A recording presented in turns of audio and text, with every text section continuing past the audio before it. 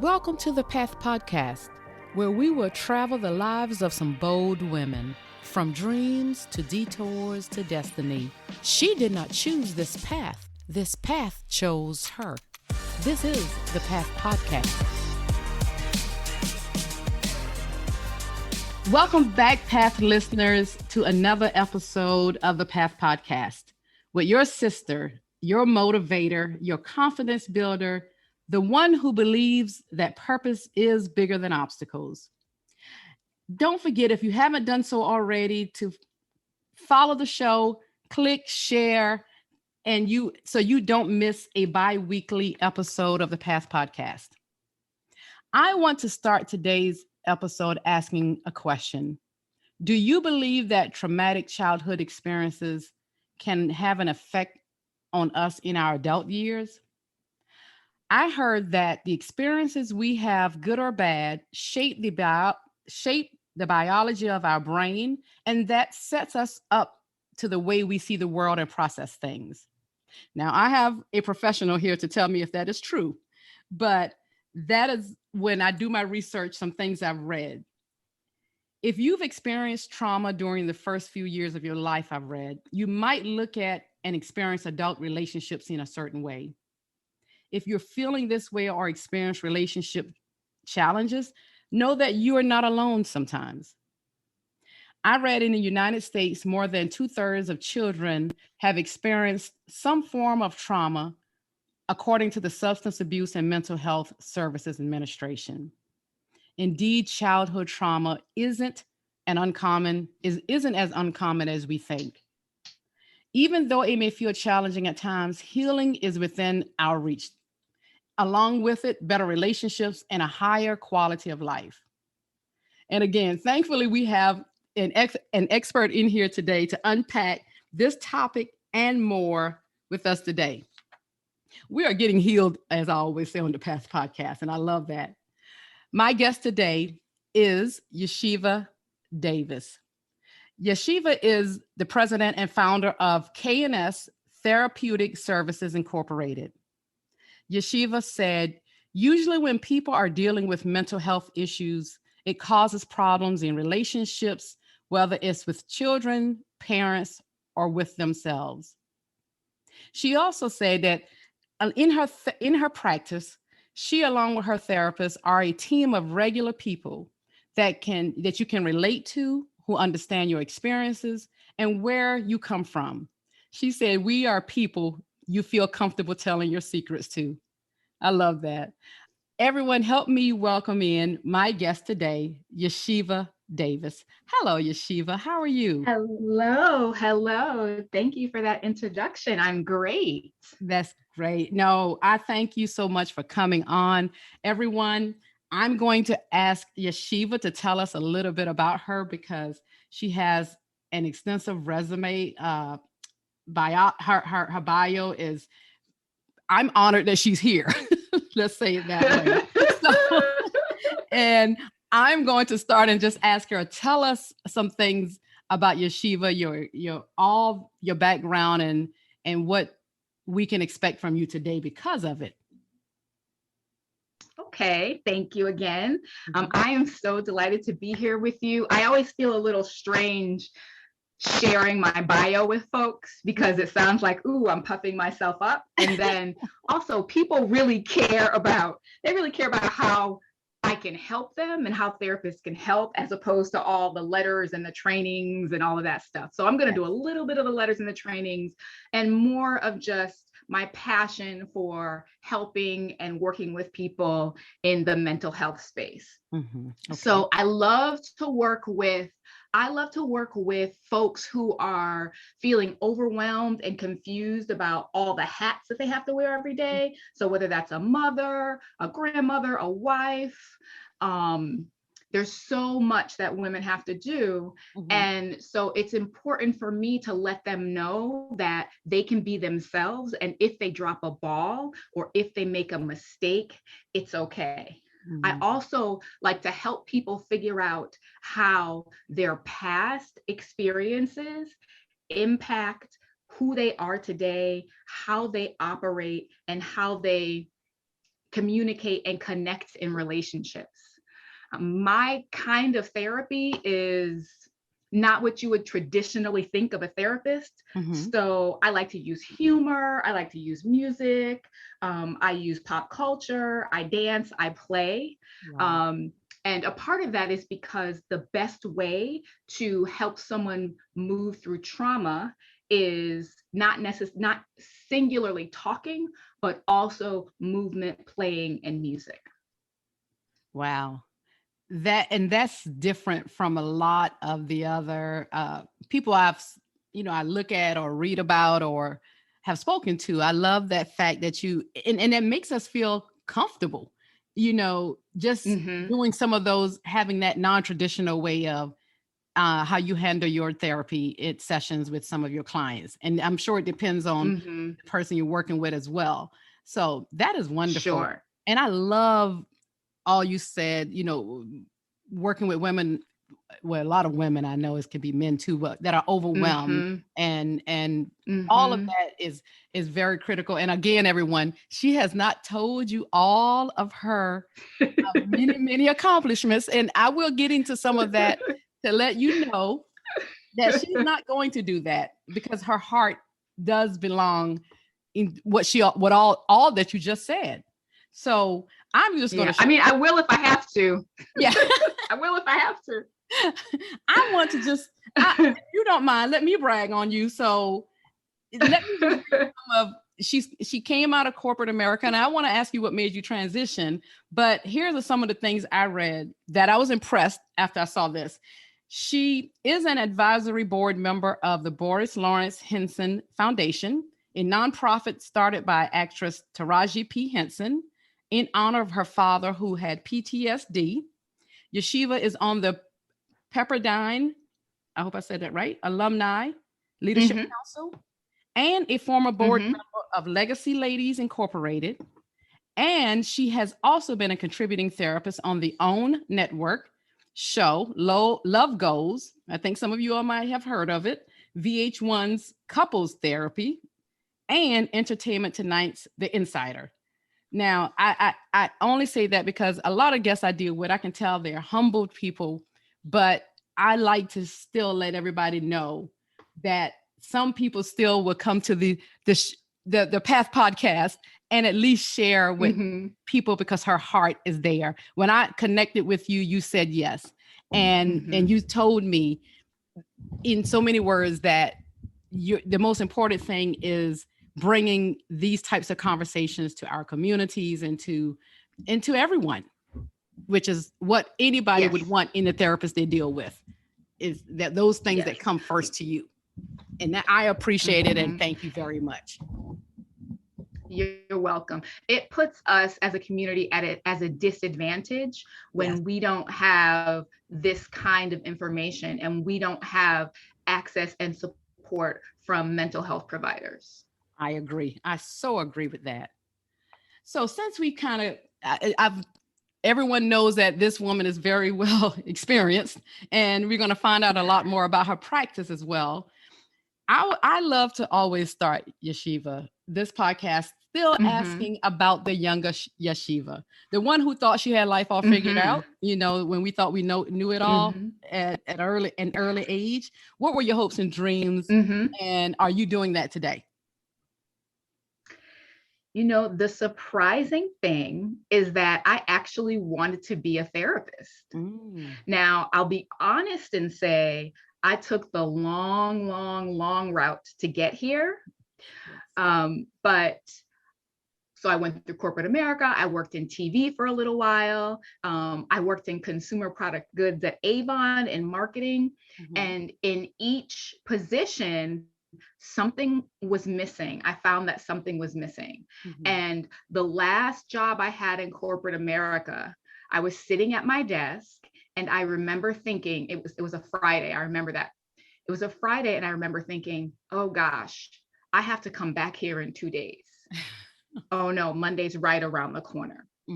And so that was the point that I said, look, I can't continue the rest of my life being unhappy and miserable. And so I'm going to circle back to the thing that fueled me and that I was passionate about in high school. And that was becoming a therapist. So I literally took 30 days, squirreled away all my little money, quit my job, left Massachusetts, moved to California by myself. Wow. Enrolled in graduate school. So I got a master's degree in clinical psychology, a master's degree in marriage and family therapy from Pepperdine University, and started my life and career over. And now I have the job of my dreams. So when I got here, I plan to start a group practice. And what that means is just a bunch of therapists that work together and support each other in a private practice. And so we do that. And in that organization, we really focus on moms and their families, and we help them find balance and peace by providing relief from their relationship problems, right? So we help them alleviate trauma, we help them master self-soothing techniques, and to manifest whatever their definition is of happiness and success. So that's kind of the one piece of KNS that was really important for me to create to support our community. The other piece is we do a clinical supervision and training program. And what that means is we teach young therapists who are not licensed yet how to be therapists. Because what we were finding is that new therapists, before they were licensed, primarily work in our communities. You know, they're like out doing therapy in people's homes, at McDonald's, at schools. I know firsthand because I did that too. But what we were finding is they were not fully equipped to handle working in that way and with that population. So we have a division that supports and trains them not only to be good therapists and take care of their clients, but also to learn to take care of themselves, because many of the therapists, again, from our community, have their own trauma and have their own what are called ACEs, which are adverse childhood experiences. And so to bring it all back, like, this is my dream, and I'm so grateful to have the opportunity to do this work. Oh, yes. And let me tell you, and like you said, you took the long way here, but to just and move and going into what you love doing, that you feel like that you're called to do, that is the most rewarding thing that any of us can ever do. Me talking to women and seeing women come out of situations is my heart. You would have thought I should have gone into therapy, but I know that wasn't my way. Mine is more just I love to bring it to people, motivate, encourage, and bring the experts to people. And I just want to see women win. I want to see everybody win. But since my heart is for women, I just want everybody healed and free. You know, just to, and like you said, to, you know, and moving whatever that freedom means to them. You know, I just would love for every woman to walk in her freedom, because the one thing I know in my world, I just feel like women will pick themselves apart. We're harder on ourselves, on just looking in the mirror, let alone all the things we may have to deal with. Yes, we are so hard on ourselves. And you can see men, and they would sit, nothing out there to my men listening, but they're so confident a lot of times, not saying they don't deal with trauma, because I believe they do, and they just don't talk about it. But I think sometimes they know, and you tell me better, maybe with some experiences, of they just rise above it in some ways, I would think.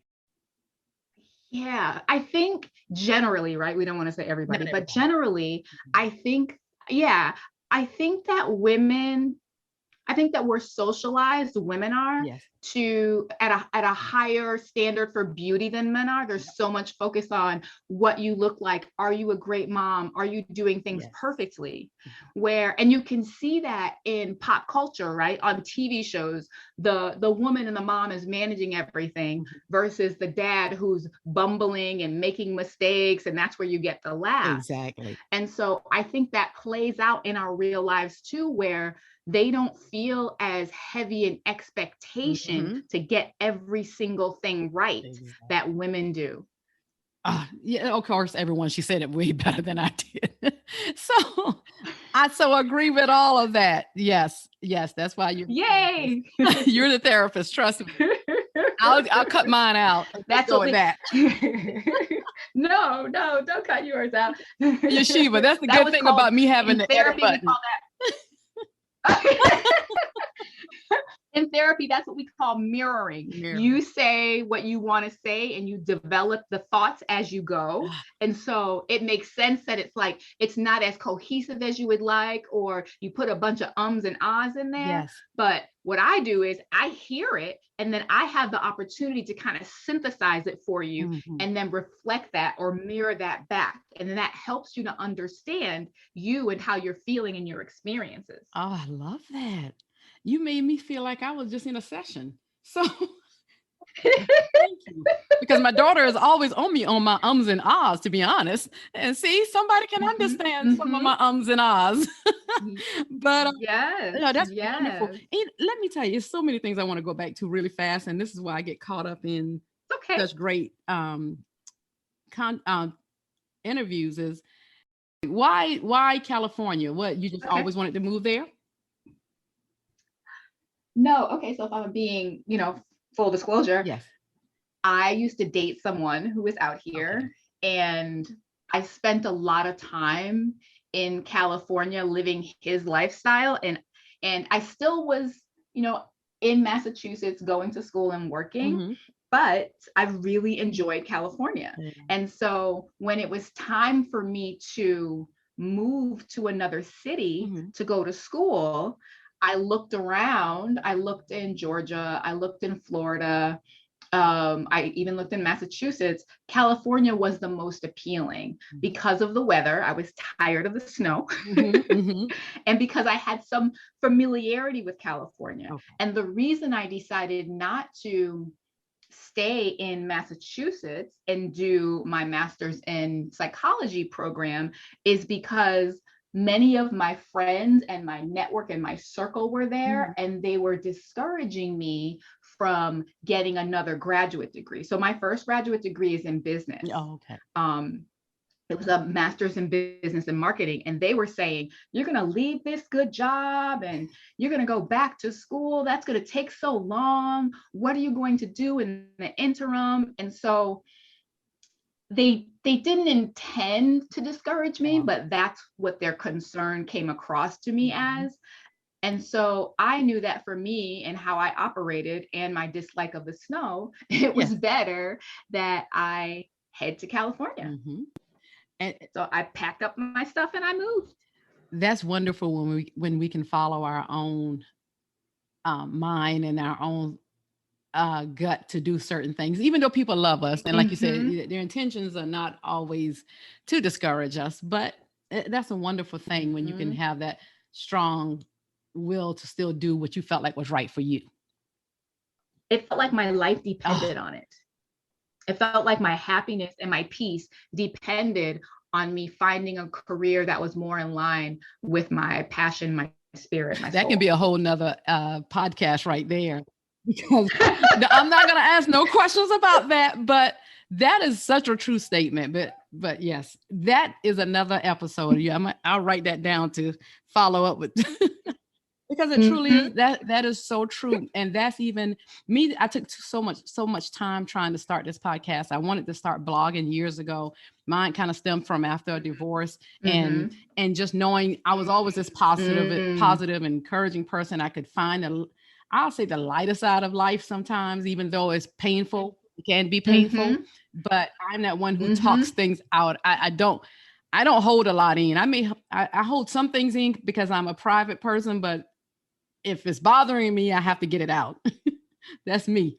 I did it wrong at some points, Mm-hmm. to be honest, Yeshiva. I'm such a vocal person that even after my divorce, yes, I probably said things I should not have said, but that's just who I am. So like you said, this is fulfilling for Right. me. Encouraging and people Mm. gives me life to be able to do that. To be able to one day do it full Yes. time and leave that corporate job is my dream as well. That's Mm-hmm. it's It's coming. coming. I believe it. I believe it. So It's coming. let me Mm-hmm. just dive into our topic, a lot of our topics today, our topic. But let me first go and ask you this: what is your opinion of the current mental health issues that we face today? What is your opinion of how things they're being talked about, and what we see in the news when people put everything on put some things in that bucket of mental health? But what's your current Mm-hmm. opinion of it?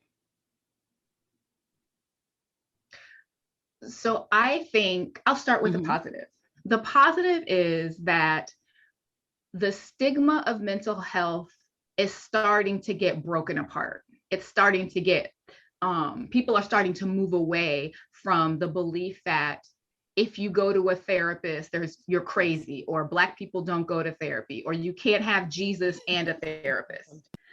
So that is really promising, right? Taraji P. Henson does like an online show. I can't remember the name of it right now, but Peace of Mind it's called. And she talks a lot with mental health providers, with therapists, with people who have experienced challenging childhood and that has impacted their mental health. So there's all of this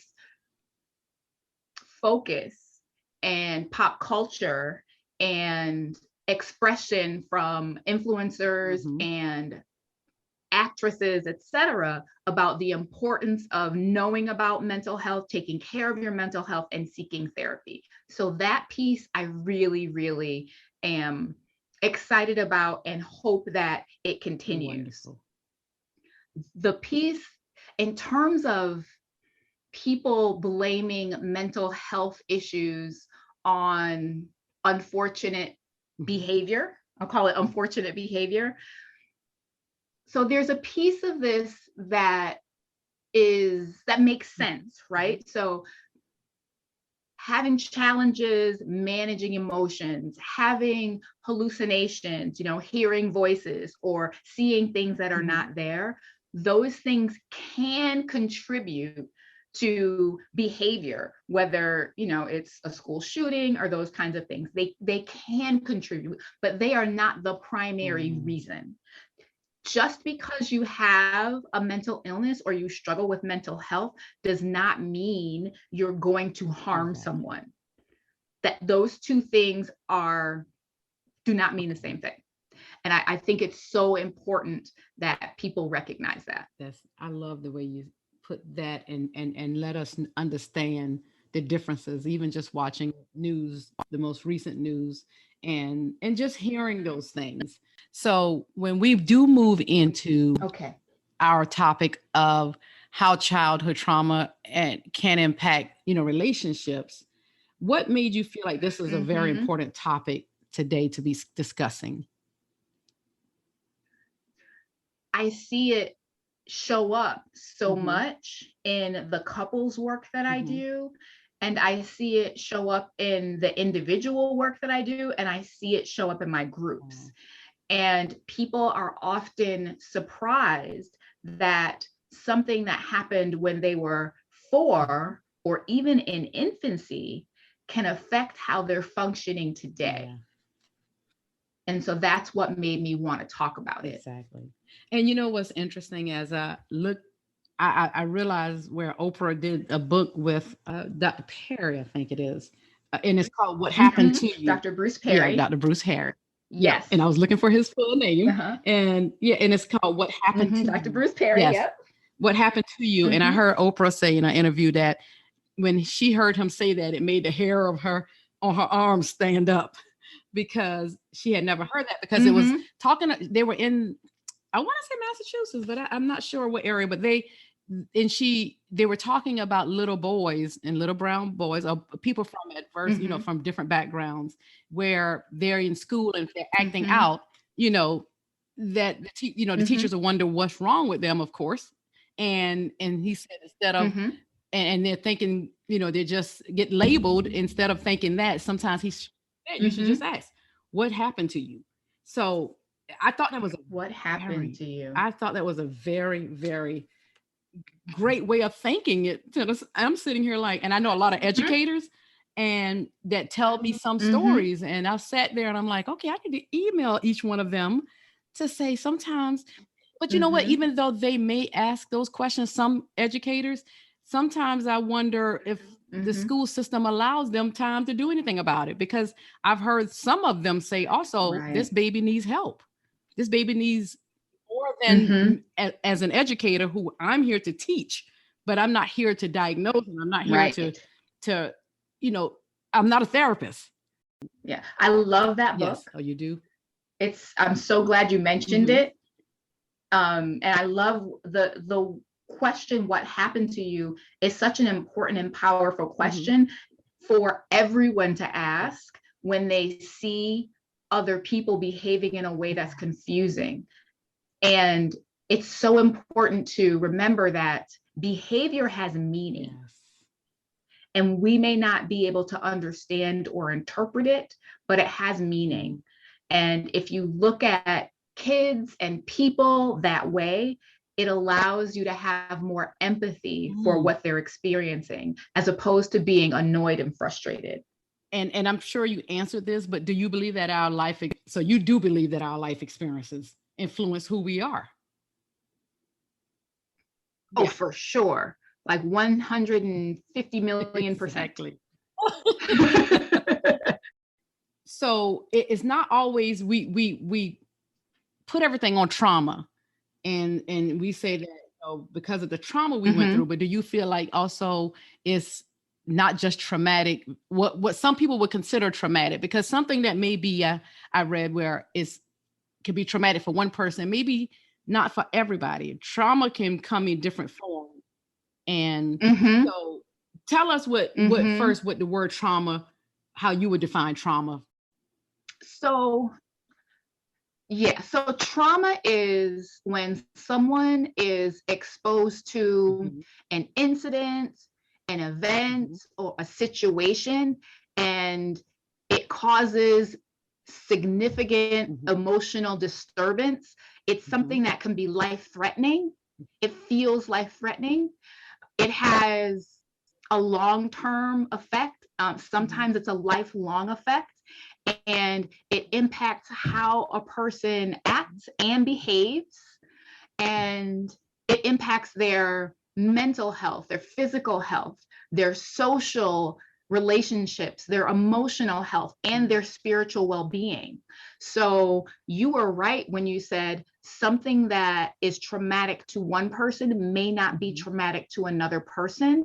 And a really good example of that is two children who were Mm-hmm. raised in the same home, and their parents used corporal Mm-hmm. punishment and gave them beatings.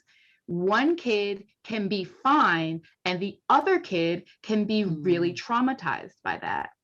And the the kinds of things that are considered trauma are physical violence, like I just mentioned, Mm-hmm. but sexual abuse is trauma, natural disasters, like being in a hurricane or an earthquake, the death of a loved one, uh, Mm-hmm. abandonment from a parent, Yes. being in a foster care system, or any event where someone felt scared or and Of help. course. Mm-hmm. To tell us Mm-hmm. to some of the ways that it can show up in our lives later. How can it show Mm. up in our lives later? Mm-hmm. Yeah. No. Yeah. I can say more about that. What's coming to Mm-hmm. mind for me right now Yeah. is DMX, the rapper, who died, I think it was about 6 months ago. And I recently Mm-hmm. read his biography. And when I would watch or hear reports about Mm-hmm. DMX and how he was behaving, I was like, Mm. trauma, trauma, trauma, trauma, trauma, trauma, trauma, trauma, trauma, trauma, and trauma. And after reading his biography, he experienced so Mm. much physical abuse, emotional abuse, abandonment. He used to sleep on roofs when he was 8 with a dog by himself. His mom would hit him with hot coat hangers and then let her boyfriends beat him up. I mean, just the most serious and significant trauma that I had read about in a while. And so the ways that he acted out, his inability to manage his emotions and get into fights a lot, right? Difficulty following rules, not having any regard for other people.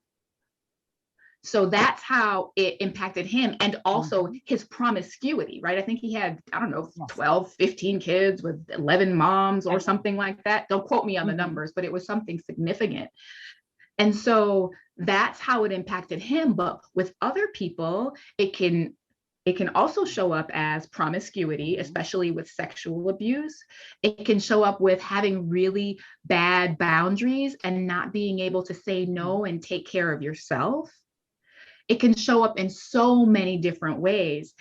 And I think it's important for people to know that mental health and trauma particularly impacts your brain. So sometimes people think, oh, you're depressed. Oh, you have trauma. You can just get over that. Oh, it's this unseen thing. It's not tangible. So people have a hard time thinking that it's a real thing, especially Black folks. Like, we need to see stuff, right? We need to see it and touch it to know that it's real.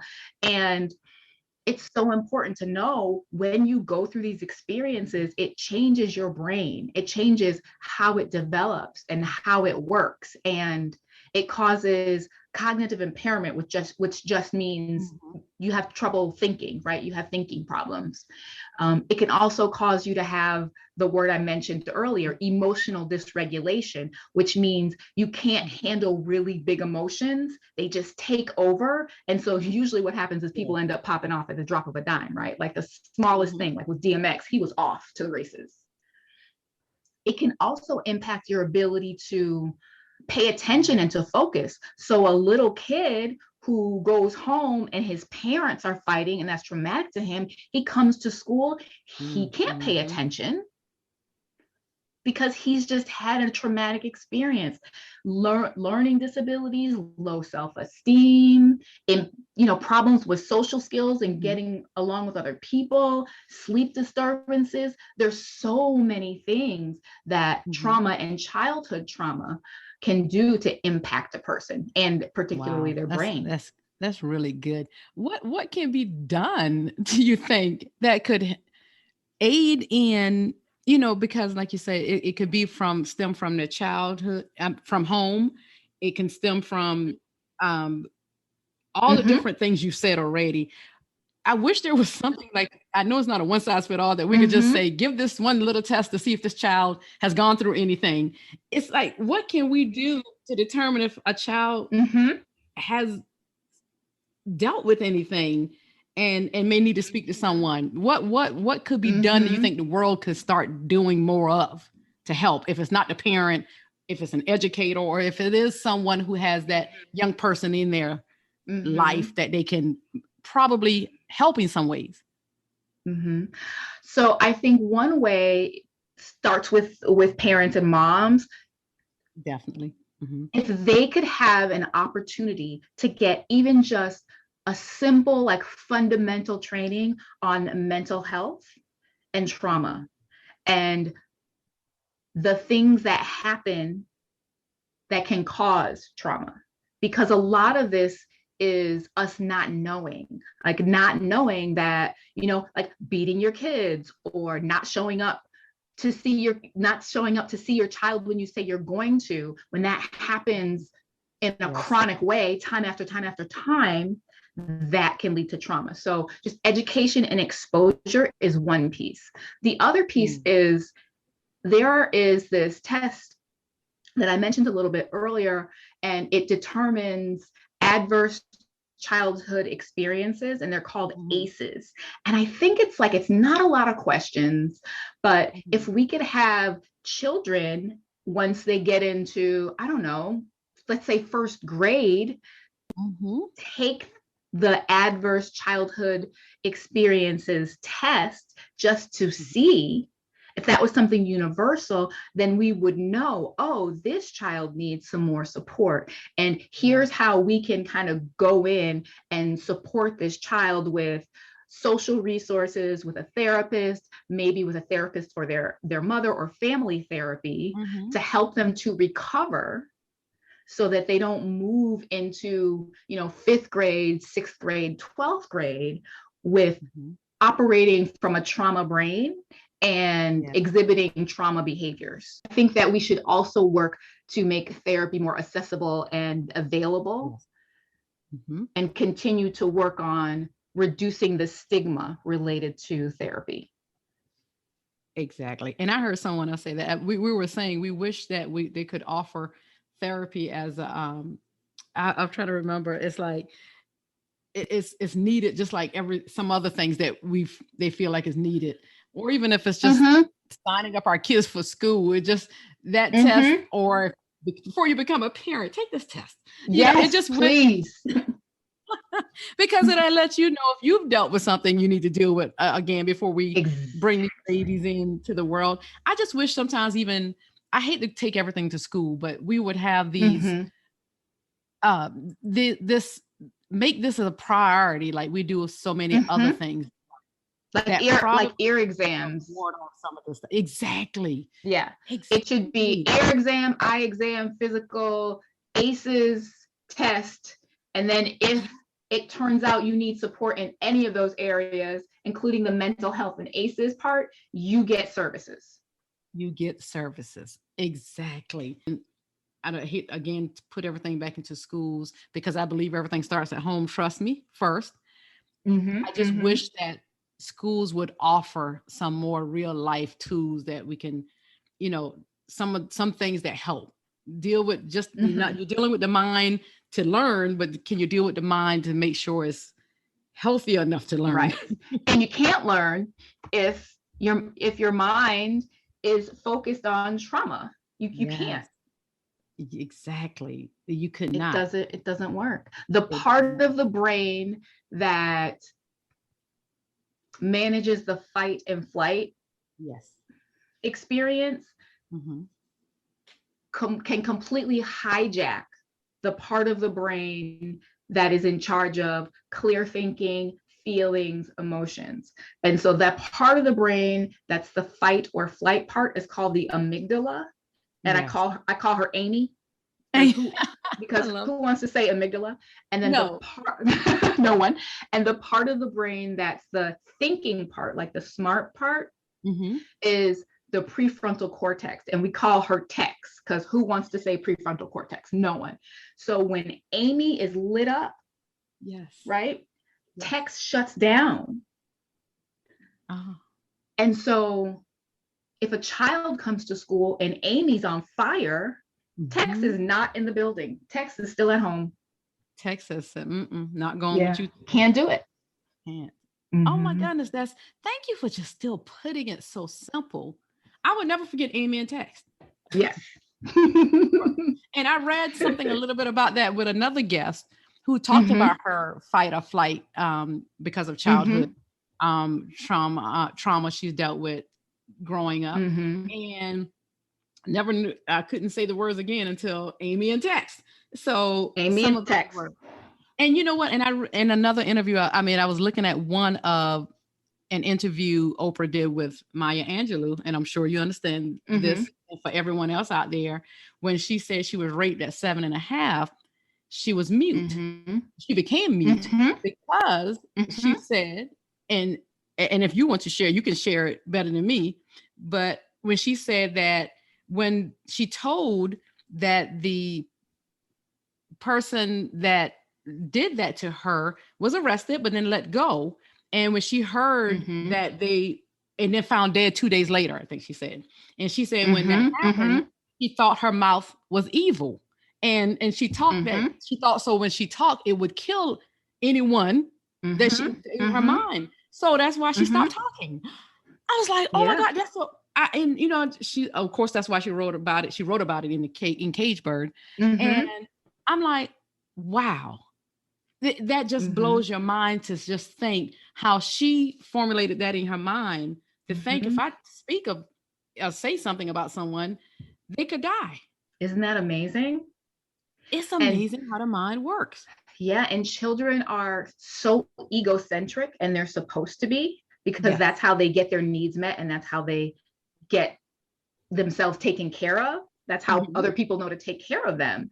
And so as a therapist who's worked with children, that makes perfect sense to me. Like, look what my words did. I'm not going to say that anymore. And I'm not going to say anything else. And I wonder if that was a subconscious decision, right? It's called selective mutism. Like, that's the technical term. And so I wonder if it was a conscious decision on her part. I'm thinking maybe no, maybe more likely it was subconscious. And as she got older and started speaking again, she figured out the underlying reason for her selective mutism. Wow. That's great and above my pay grade, everyone. So she said it better than I could have. I never would have thought of that. So let me tell me, can you heal from childhood trauma while in relationships? So if one partner does feel like there's something they're holding on to and they need to, they feel like there's some issues, it's just probably best to go talk to someone, because you just can't assume it's because of what they've dealt with in their childhood. So this is a good question, because one of the ways that childhood trauma impacts adult relationships is communication. Yes. Okay. Right. So your communication style probably reflects what was modeled for you as a child. And so if you grew up in an environment that was abusive, maybe most of the communication was screaming and yelling. If you grew up in an environment where you were ignored and abandoned and weren't allowed to speak and talk, then maybe the way that you communicate is silence, and you sit and you brood, and maybe you're passive aggressive. And so if you get with someone else, and communication is one of the most important things, healthy communication in a relationship, and you are the kind of person who holds things in and broods, and your partner is the kind of person who yells and screams, no one hears what the other person needs. No one hears how the other person feels. And again, without that communication, it's not likely that you can have a healthy and happy relationship. And so that communication piece is that you mentioned, it's really important. So if a couple is in communication gridlock, absolutely, it's a good time to go and see a therapist. Statistics show that couples wait 7 years before they go and see a therapist. So they have a problem, and it's brewing and brewing for 7 years before they go and get help. And so what I encourage folks to do is, as soon as it starts, find someone to help you to sort through it before it becomes overwhelming and super difficult to deal with. That is great advice. That is great advice. Again, and it all goes back to, I think we all need to everybody just need to just call a therapist today. Because I do believe in talking to people. And oh my goodness. One thing I so believe is important for all of us. We all need somebody to talk to, and sometimes we need to start leaving that friend girl alone, talking to them, and because even to your point where you said earlier in our conversation when you were looking to move that some people try to discourage you, it's not because, again, everybody intentionally want to discourage you, like you said. It's sometimes we just love each other so much, and we just don't give the best advice. And so that's why I think I'm sorry. No, I was going to say, and we can project our own fears Yes. and our own limitations onto other people. Again, not with that as an intention, but that's how it turns out, and that's how it lands. Exactly. The difference between talking to a friend and talking to a therapist. So there's some commonalities, right? You get to chat and talk, but the differences are that therapists look for themes and patterns and links. So they look for, you're doing this in this current relationship. Let me think about what I know about your history that could potentially be driving that. And let me help you create that link, and we can figure out and see if that's true. Wow. And then we also look at patterns. Yes. Right? It's like, oh, you did this with this relationship, you did it again in this relationship. Oh, look at this third relationship, you did the same thing. Let's try to figure out why that is. Let's try to figure out why that is. And then if it's something you want to change, let's figure out how to change that. Exactly. That's good. Because I did have something here a question and say, just to your point, where tell us the reason why people should look at their experiences to things or their reactions to see where it stems from on a deeper level. You remember, you mentioned Dr. Bruce Perry's book? Yes. Remember the story he said about the man who came back from the war, and he was walking with his girlfriend, and a car backfired, and he immediately dropped down and hid between the cars? Because that was Amy telling him, you're back in Vietnam, you're unsafe, protect yourself. Wow. And to your point, I have a cousin who was in war himself, and even for my father's funeral, even though my father passed in 2020, so we couldn't do the 9 guns, the salute to him.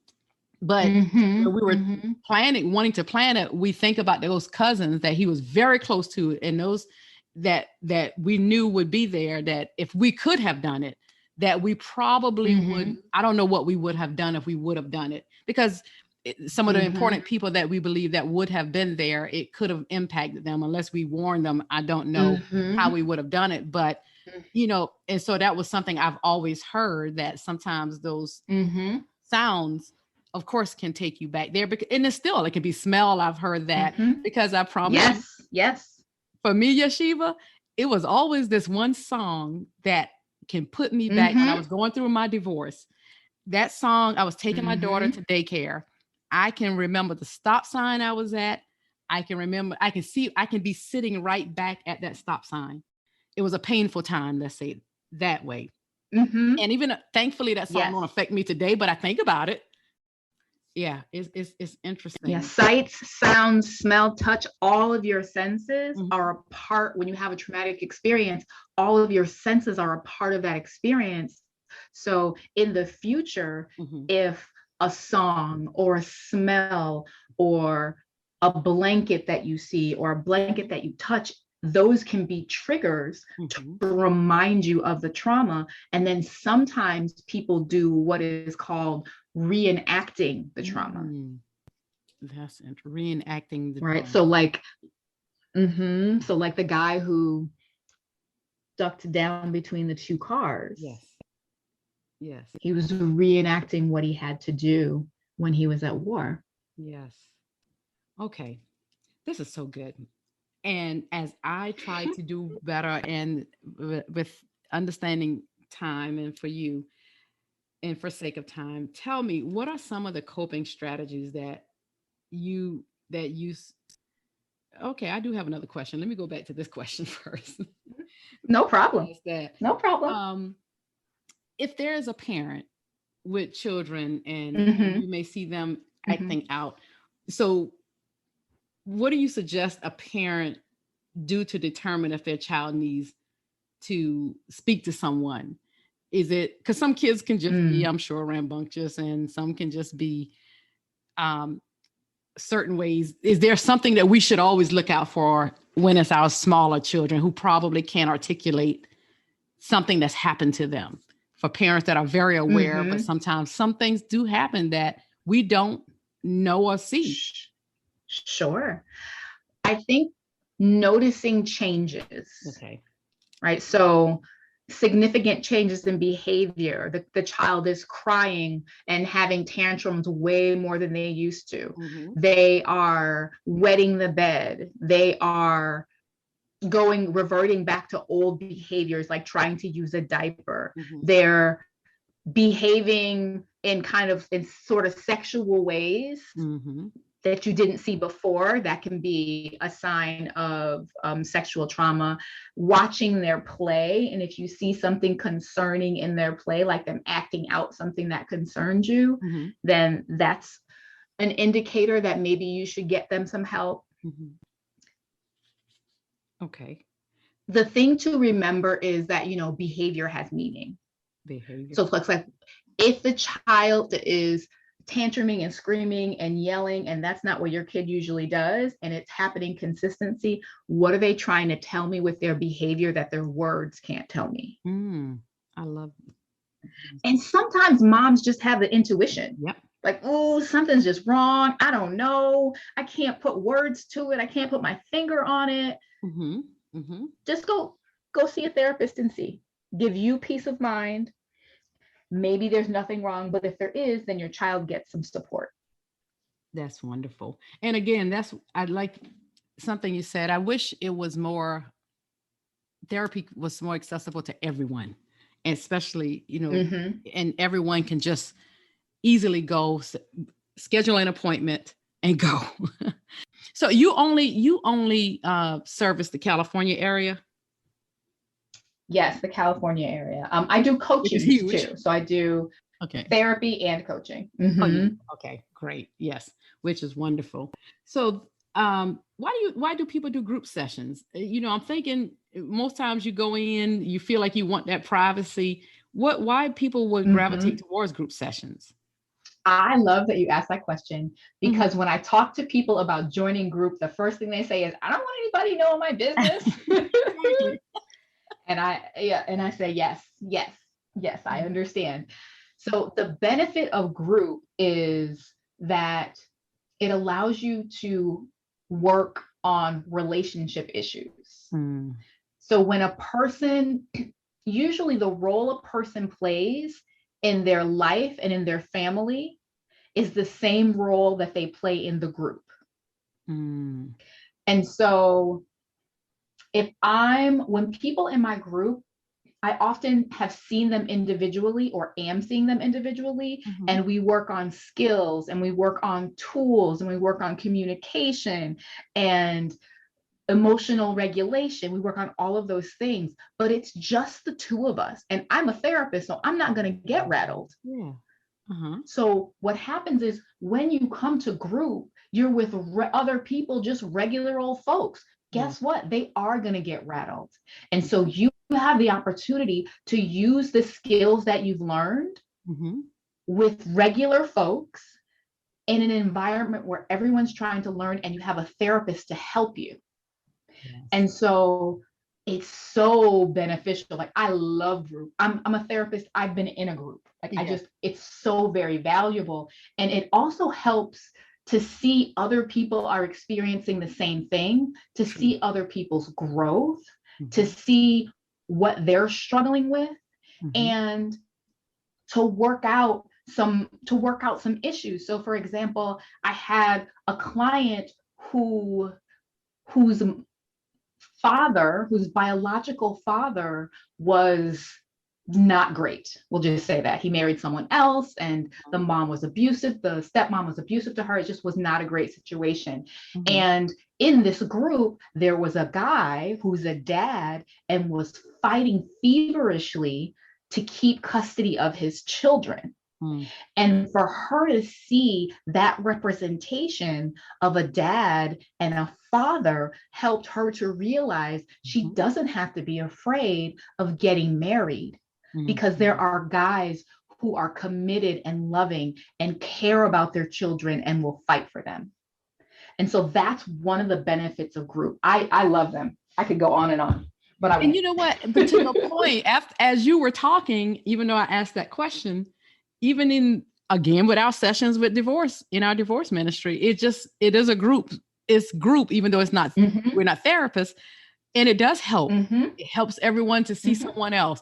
By the time we always tell everyone that comes in, by the time you end this, you will feel like you're friends with the people in the class with you. And everybody, you start seeing them offer advice or what they've done, because if that's not their main issue, they start encouraging each other as they go through their own pain. And I love to see that. And we always say, sometimes we feel like proud parents to just see their progression from day one through the end of the class, to see how they brighten up and they smile more, or just like they blossom in that short period. So it's so powerful. It is so powerful, to your point. I so agree with that. Well, for sake of time, and sometimes I feel like it's 100 more things I know you could talk about regarding this. I know this topic, and I do want to ask you, because you've answered some of my questions in the midst of you talking about some things, which is great. So look, I'm sitting here checking like, okay, can't ask that question. And so, so before I even ask you to share more about how people can still connect with you, I'm hoping I can have 1 million California people out there who could call and look you and your practice up. Tell me something that you would like to share with us today about this topic that I may not have asked, and that you know is important to the audience out there to know. I think what I want people to know is, I'm trying to think of something you didn't ask about, or that's important about therapy, or of us, because everything you're giving us is great information. It's just like we got a good thank you for the free therapy session here. So no problem. Okay. I think what I would also share as an impact of childhood trauma on adult relationships is how you attach. Like, there's this thing called the attachment styles, and it just means how you relate to other people and how you establish or avoid intimacy. And so the way you attach to someone is also impacted by how you grew up in your house and any childhood trauma you have. There's a bunch of different kinds of attachment. I won't go into all of them, but there's secure attachment, there's anxious attachment, there's dismissive attachment, and then there's like a fearful avoidant attachment. And so what can happen is, if you are, for example, a person who has anxious attachment because of your childhood trauma, you may experience a lot of fear of being abandoned, and you need validation constantly. And you may feel like your partner doesn't care about you, even though they reinforce and tell you often. So that's something, the attachment styles can definitely impact of relationships for a person who's had childhood trauma. We talked about communication, but also trust. Yes. Right. You may find it really hard to trust a partner, to trust that a partner is going to be there for you when you need them, or trust that they are going to respect you and your boundaries. And that can be a result of childhood trauma too, right? So if usually children who are physically abused don't have a good sense of boundaries, because they don't have any ownership of their bodies, and their body has been used by other people to do whatever, even if it's physical abuse or sexual abuse. And so that can really cause problems with trust in relationships. And then the other thing I think I'll mention is the trauma reenactment. Right. That's the thing where you enter into some relationships subconsciously. So you don't know you're doing this, you have no idea, but the relationships mimic or they reinforce what you learned as a child. So we see this oftentimes. I think the example that people will recognize the most is with folks who are in relationships that are domestic abuse relationships or domestically violent relationships. So sometimes there's a woman or a man who may move from one abusive relationship to the next abusive relationship to the next abusive relationship. And so that can be related to childhood trauma. And that is the reenactment, the trauma reenactment that I mentioned. That is good. And let me tell you, I wish I had brought that up because I did have that written down from doing some of my research about the different, what you went through. Cause I had it under the way you can experience, it can impact the way you experience adult relationships. And I even read something where it say, even with a safe partner, a trauma survivor can still experience some of these things if it's not dealt with. And a lot of these different things, all the things that can come out of all the different styles were attachment styles. And we all look at, sometimes I think people don't take the attachment styles as so critical, but that can ruin their relationship. It's so critical. It is so critical because you think you just want to be with that person. So critical. Look at why you still just want to be with that person so much. So you're so attached that way. And it could be draining for the other person. It is interesting. This is such an interesting topic.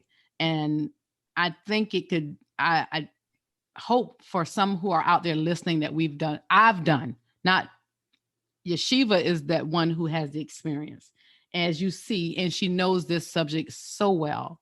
And I hope I've done some justice of asking questions. I wish I could ask more and keep going. But for the sake of time, I would try to stop. But let me ask you this last one or two questions. Why did you, why family, you said with the mom and and women and family, is there a reason why you still go towards the moms? Well, we're the cornerstone, moms, women, we're the cornerstone of the family.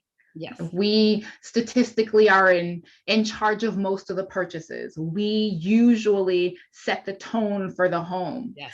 And so when I work with moms, I'm really working with the entire family. And we do also work with kids. We work with husbands. We work with couples. We work with aunties. We work with grandparents. We work with everyone. But since the mom is the cornerstone, we work with the mom. And as she heals and gets better and changes her behaviors, so do the people around her. Yes, that's good. And that makes all the sense in the world to me. So tell everyone out there how they can connect with you and your practice, Yeshiva. Okay, that's the exciting part. You can find me on Instagram and Facebook and Twitter.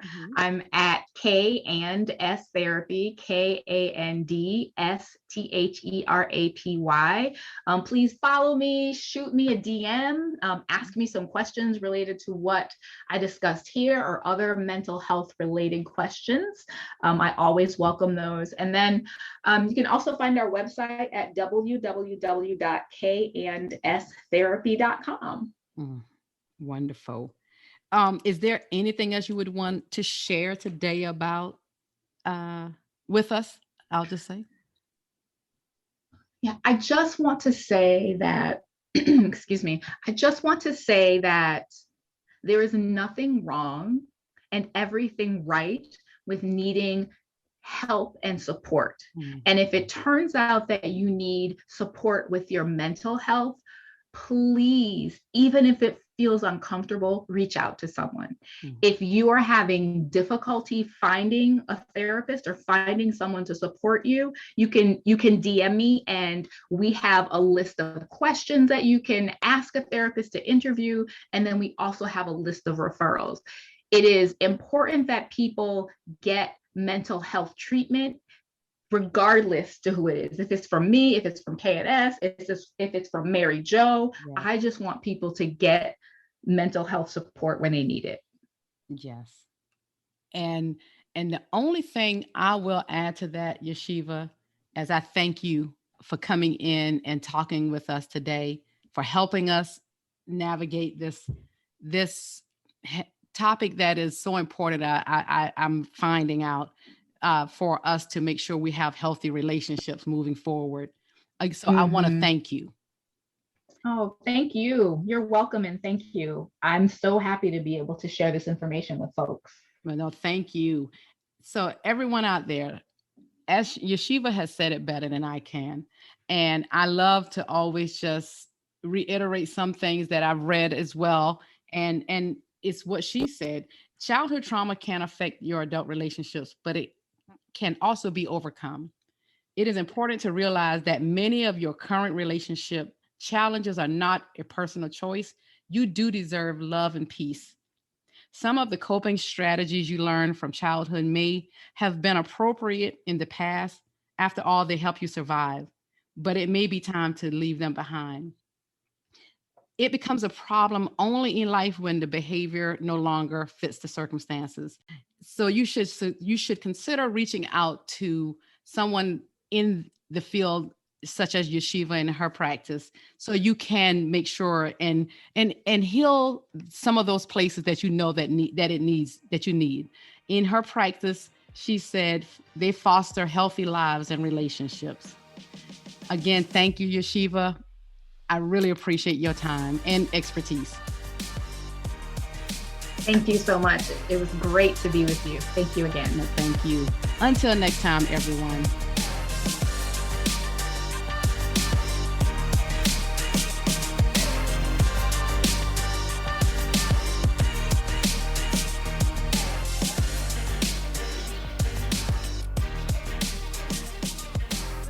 Thank you, everyone, for hanging with us. Don't forget to subscribe and leave a review on Apple Podcasts, Spotify, Google Podcasts, and other platforms, so you can stay up on our bi-weekly, real conversations with these bold women. You can follow The Path Podcast on Facebook at The Path Podcast and on Instagram and Twitter at The Path_podcast.